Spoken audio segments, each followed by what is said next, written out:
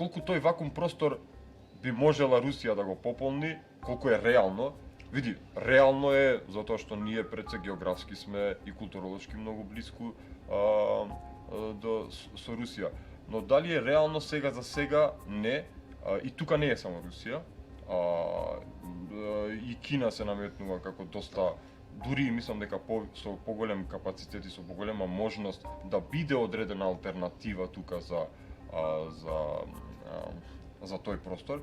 Иначе што се однесува до обединувањето на Балканот, јас сметам дека тоа треба, значи во овој контекст, тоа треба да оди по една друга насока. Например, зашто никој не зборува за даночна унија на Балканот?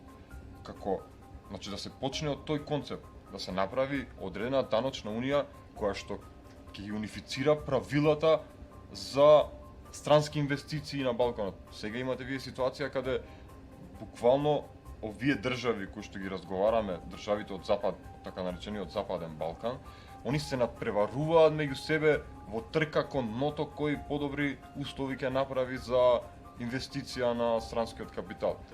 И сега тука геополитичките вакви односи не дозволуваат други алтернативи за инвестиции во Македонија, односно и на Западниот Балкан, па така да прават притисок тоа да биде само европскиот капитал.